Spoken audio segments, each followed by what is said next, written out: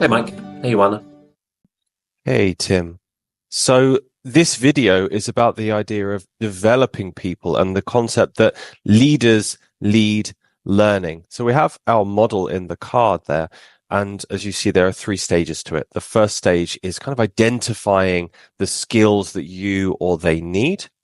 The second stage then is setting up a kind of process or practice plan to develop those skills. And the third stage is, as the leader, observing and giving feedback. Now, Tim, I think you've got a little story to tell us to shed a bit more light on why this is so important. I do. It's a story that was my dad told me. He was a teacher. I come from a whole line of teachers. Everybody in the family is a teacher, which is why I became a cook originally. Not a very good one, but that was at least the plan.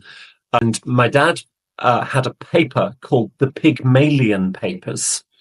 You know, Pygmalion was the play written by George Bernard Shaw that was made into the film My Fair Lady with Audrey Hepburn and Rex Harrison. And Audrey Hepburn played a flower seller in a market in London. And Rex Harrison said he could take a very common Londoner with a very down-to-earth London accent, and he could turn her into a lady and fool the establishment that she was actually a lady. So it's a very lovely film, a very lovely story as well. And it's at the heart of the research, the story that they did. So picture the scene. In America, a group of researchers went out to schools in America, and they went up to the teachers and they said, "We're doing a test to test the level of intelligence of your children." And the teacher said, okay. So they said, okay, well, here's the test. We've done the test. And now here are the results. Yeah. 80% of your kids are normal. Yeah. And 20% of your kids are brainy. Yeah. So for example, Joanna, you're normal, and Mike, you're brainy. And the teachers are looking at Mike and they're going, really? What? Mike? Yeah, he's brainy. Seriously. He's the brain. He's brainy. And they're saying, okay, are you sure about that? Because they say, look, test is the test. 80% are normal and 20% are brainy. Yeah. In 1 year's time, we're going to come back and test everybody again. So 1 year later, they came back and they did the test again. And now they say to the teachers, okay, we've tested everybody again. The normal kids are normal. They're still normal. But the brainy kids, any guesses what happened, Joanna? What happened to Mike? They got smarter. They got smarter. Mike is going, oh, yes, I got smarter. Mike actually so the 20% of the kids got smarter. And so they said to the kids, the brainy kids got smarter. Why? And the teachers were saying, what do you mean, why? They're brainy. You told us they're brainy. Brainy kids, they get smarter. And the testers said, well, actually, we lied to you 1 year ago. We just chose 20% random people and told you that they were more intelligent than the others. But now we've done a proper test to see what happened with those kids. And that 20% did actually get way smarter. So what have you been doing? What have you done? How have you treated these children differently over the course of the year?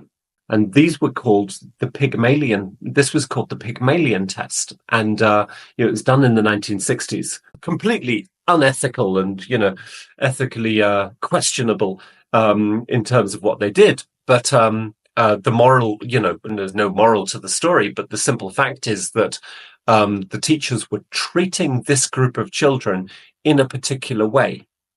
They were treating them as if they were brainy. They were, they were saying, go on, Mike, you can do this. This is easy for you. You look, I'll show you how that works. And then they were saying to Joanna, oh, Joanna, why don't you paint another picture? Yeah. Joanna, go and play football. No, Mike, you stay here. You do another crossword puzzle. This is easy for you. Which means the way that they were approaching the children was fundamentally different. And they were supporting and telling the brainy kids that they were brainy. They were showing them where their brains could take them. They were demonstrating and sending messages to the kids of, we believe in you. These are the skills that you should have, that we think you can have, that you can develop, etc. Cool story, huh? Very. Absolutely. And I think the message is so clear that as a leader, we have so much of it in our power to influence and direct and lead people if we believe in them. It's such a self-fulfilling prophecy. It also really reminds me of the idea of a company's competency framework. Tim, how does that kind of play into all of this? And the competency framework is a list of competencies, which is a list of skill areas which a company says we want our people to be good at these things. And if a company has one of these lists and they use it, and they use it in a very constructive way, then people become better in those areas. Joanna, you worked with a company once that used competency lists like this, right? Yeah. So what's really important to remember is that these things take time.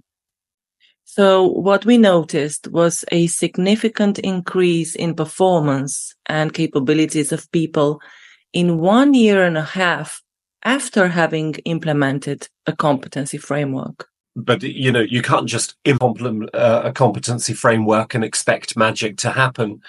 It needs to be shared, discussed, visualized, discussed again. It needs to be on walls. It needs to be in conversations. It needs to be in one-to-ones.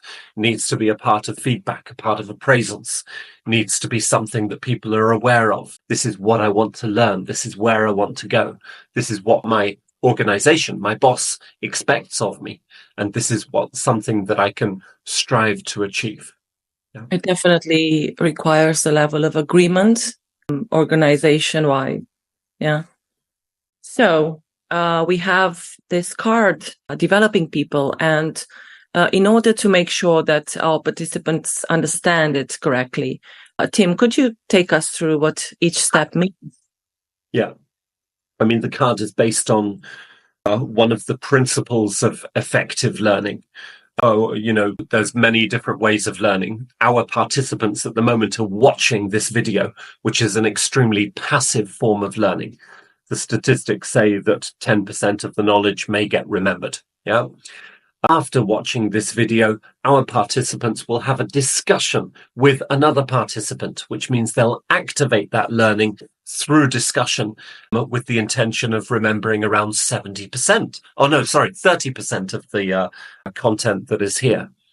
But on-the-job learning is the name of the game. That's what we're interested in our participants achieving, and that's what this card speaks about. And so, the first stage is what skills do we need as a leader? Do our people need as people? So we identify the specific skill that we're interested in developing. What about setting up a practice plan? So a practice plan would be something that we can observe over time. So, for example, it could be a sequence of 10 small meetings over 10 weeks.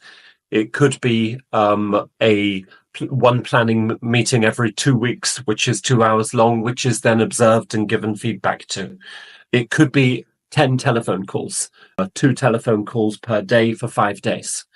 But it's kind of positioned and packaged into a plan of action or into a practice plan so that the learner, the employee who's going through the process, knows that they're in this sequence of practice sessions and that it's got a beginning, a middle, and an end.